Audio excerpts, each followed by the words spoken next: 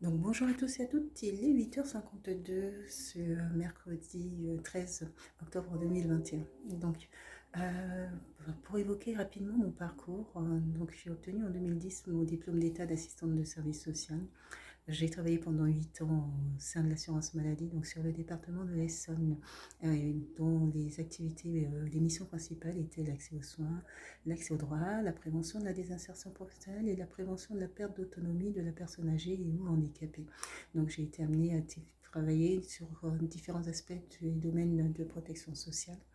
Et donc, je me suis mise à mon compte le 6 novembre 2019 pour me spécialiser vers les établissements de santé, les établissements médicaux, sociaux depuis quelques mois.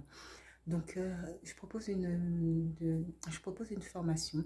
L'objectif de formation, on va dire, qui sont, je dirais, complémentaires.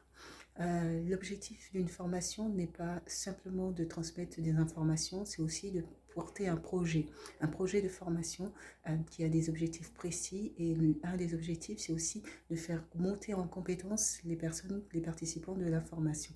Donc, ce n'est pas simplement une formation où on transmet simplement de simples informations accumulées par les participants. C'est aussi, ça va requérir non seulement une dynamique d'équipe, mais aussi un plaisir de vouloir apprendre, de vouloir découvrir, et puis encore plein d'autres surprises.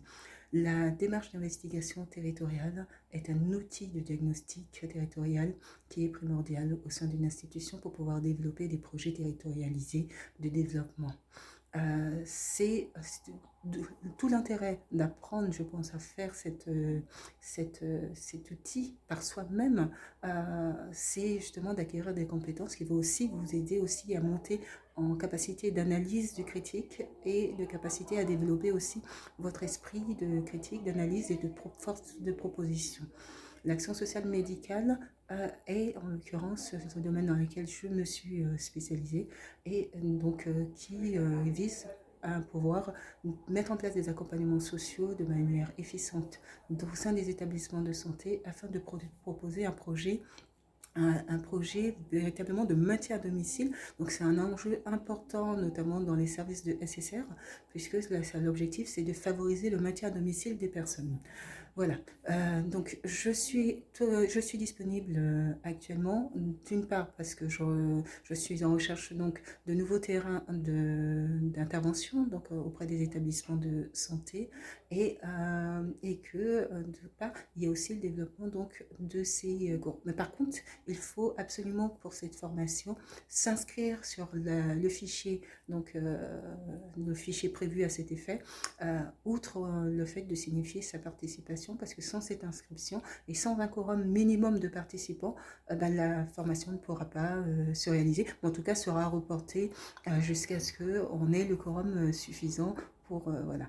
Le contenu précis de la formation n'est pas dévoilé avant, puisque l'objectif c'est que la formation soit unique, dynamique, et l'objectif n'est pas que la formation aussi reste au sein des personnes des bénéficiaires donc de la formation, des participants. L'objectif n'est pas que la formation soit dupliquée. Je recherche quelque chose d'unique et je prévois quelque chose d'unique en termes de formation. Donc je suis joignable donc, sur mes deux postes directs. Donc c'est moi que vous avez au téléphone directement au 06 62 02 84 29.